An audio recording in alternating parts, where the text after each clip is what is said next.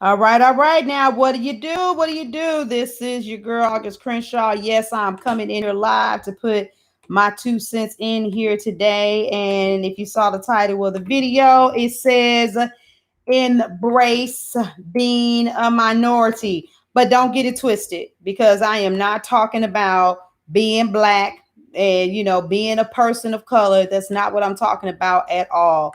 When I say embrace being a minority, I want you to think about what it is in the world that you want, period. Okay. Because what I look at when I come online is that a lot of entrepreneurship is this glamorous thing, right? Entrepreneurship is this thing where, I don't work for nobody else. I work for myself. I want time freedom. I want financial freedom. And so you have all of these buzzwords that are out there. And you know what? And there's no even no disrespect. There's no disrespect to people that use the buzzwords, but a lot of times they are just kind of, tossed around. And a lot of individuals, you out here and you running a business, but you really all you did was switch. You did a lateral move. You know what I'm saying? You went from a job working for somebody else, giving up all of your time, to working for yourself, giving up all of your time, and you haven't really brushed through a glass ceiling. You haven't really changed that much, other than the fact that you don't have this nagging boss that gets on your nerve anymore, these people that you don't like working around, this person who's underqualified but or less qualified than you, making more money than you. But there's some of you that are here that are inside of the authentic collective, and you know what? You're of the chosen few. And being of the chosen few means that, guess what? Son, wait till I finish the video, please. Oh, gee, really? Is that, look at him? You see, he tries to throw the smile at me. That's all right. Here, come on, and don't come back in here. Wait till here. Go ahead, take him with you. I'm taking advantage of me, y'all. Close the door. Close the door. So, that's what I'm saying. Some of you are of a more elite group of people, and you can't listen to the mediocrity of other individuals when it comes to talking about your dream, your path, and your life journey. And so, I chimed into a call with my coach, and she was talking about some things on the video, and she had us answer 6 different questions. And when we got to this one question about what we were not willing to sacrifice, that's when some things came out of her that were very triggering for me. Like, she said she wasn't willing to sacrifice her peace of mind in her older age. She wasn't going to be working for somebody else when she was old. She wasn't willing to watch her, sacrifice allowing her family to suffer. And this is because she has a very clear, distinct vision of where she's going, what she wants, and what she's doing. And it's just like, so, which that means that she moves in a manner that to many other people it doesn't make sense. And I know for me personally that I've been one of those kind of people, because some of you have heard me have the arguments about the team no sleep, versus the practice self-care. And I made sure that I've made a very clear distinction on what that means to me. But a lot of times individuals may come and be like, oh my God, August, you just go so hard. You could take a break. You don't have to do that much. And I have to remind people, I'm not MLK. But the kind of sleep that an MLK gets versus a person who's just an associate pastor of the church, it's not the same thing. You know what I'm saying? Those of us, or better yet, a person who is a gynecologist at the clinic versus someone who is a primary surgeon in a hospital. Long hours, late nights. And so a lot of times people don't think about the sacrifices. So when it comes to saying that I want X, Y, and Z, well, what does it cost? Even the Bible says in Luke, it says that what man would build a house without counting a cost first. And so if you are looking to, have a reasonable income, have more control over your life, and have a nice, lifestyle, that looks completely different to somebody who says that they want to be a world renowned speaker, a life changer, a multiple 7-figure earner. What their lifestyle looks like and the amount of commitment based on the type of people that they're going to serve, it looks different. And so individuals will try to talk to you. This is one of the reasons why you can't share too much of what you're doing with any and everybody, because some people will be like, ooh, ooh, ooh, slow down. Ooh, ooh, ooh, you don't have to do this. Ooh, ooh, ooh, you doing too much. Now realizing that they're giving you advice based off of their ability.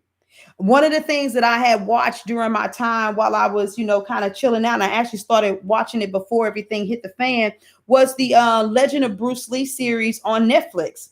And one of the things about Bruce Lee is when he finally transitioned from fighting to being into getting into making movies, he said to the guy, he was like, I need to have the same ability and the authority as a director. Now, this guy wanted to work with Bruce Lee so bad that he was like, okay.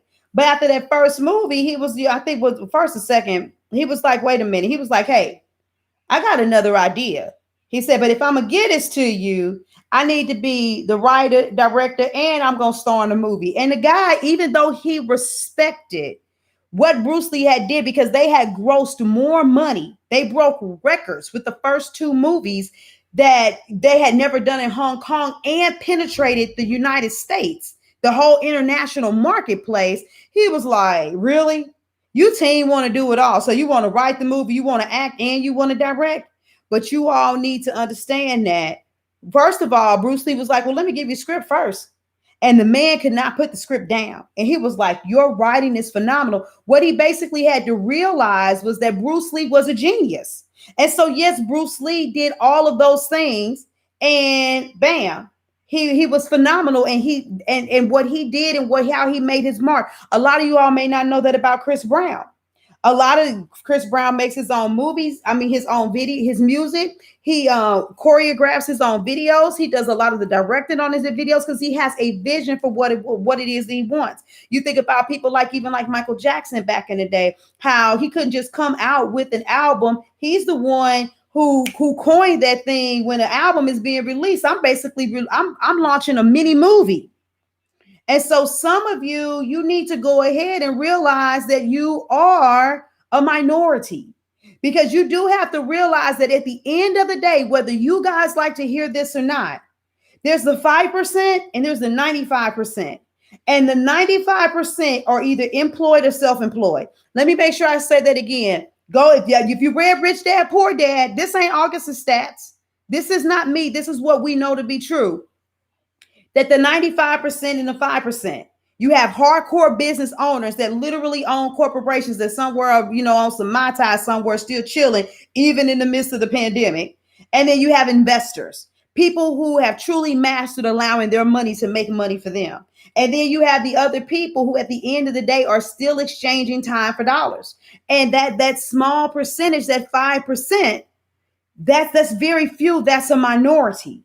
And so there are certain things that they realize that they will do, that they will sacrifice, and decisions that they will make that the other 95% won't. Neither one is better than the other, but it's just about making sure that when you are hearing the voice of individuals speaking to you, that it's only the people who have the right and authority because they understand what it's going to take. I'm sure people thought that David Goggins was crazy for going through the Navy SEALs training 3 times. I'm sure they thought he was crazy for all of the races that he, ran. But he did it because he had insane, insatiable goals. And so a lot of you're so busy listening to, you can't be anything and everything and all things to your business. I'm not saying don't invest in help like virtual assistants and stuff like that, but you're cutting off your genius. I don't want you to cut off your genius anymore and allow yourself to flourish. Allow your creativity to come out of you, because some of you are a rare breed. Even if I give it to you from a biblical perspective, sorry, everybody couldn't be like Jesus, healing a multitude of people. And even after he left, that was your Peters. That's his disciples. They did the same thing. Where other people, it was kind of like, hey, I just go to the synagogue, I teach, and then I go home. Maybe sell a couple of pies and some chicken or whatever they were selling when he tore up the temple. But everybody doesn't have that same level, as it says in the word, the movement of compassion to serve people to that degree. And so if they think about how tired they get just from having that phone call with that one girlfriend who's a little bit energetically draining, they won't understand how you could do what you do and have 20 clients, or whatever it is. Matter of fact, I have a friend right now. She's like, girl, look, I don't understand how you do it. Even though almost every summit I want to throw my hand, almost every summit at some point I want to throw the towel in, even if it's just for 10 seconds, be like, I don't want to do these damn things no more.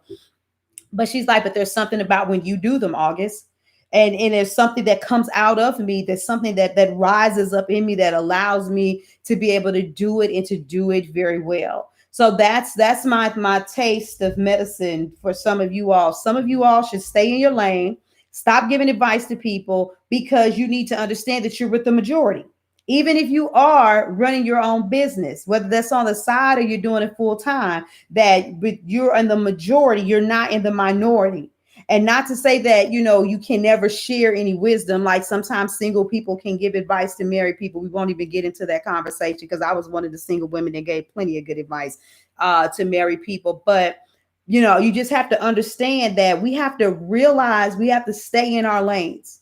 And so there's a level of power and tenacity. There's some people that are just stronger, that move harder, that do more. And it's not because they're showing out. It's not because they don't have priorities. No, it's because they actually know who they are and what they're supposed to be doing. And you have to say that because of your goals and your mindset, that you're not qualified to give them advice. And some of you need to stop allowing people who have goals that are not at the same level as yours. And I'm not talking about highs and lows. I'm just talking about differences of perspective, to let them stop speaking to you. So some of you, you've said some outlandish, and I'm just using that to be funny. Some of you said some really outlandish shit about what you're supposed to be doing. You say some outlandish things like you really gonna change the world. You know what I'm saying? But then you perform and you move like the majority. You can't perform and move like the majority. You got to go ahead and get that grit together. You got to go ahead and understand what it really looks like to pursue your goals with a higher level of tenacity, and get your butt up and do some things that other people are compromising. Do the things that some people will not do. So that's what I want to put on your guys' mind for today. Really, really check yourself, okay? And I'll be back and I'll holler at y'all sooner than later. Deuces.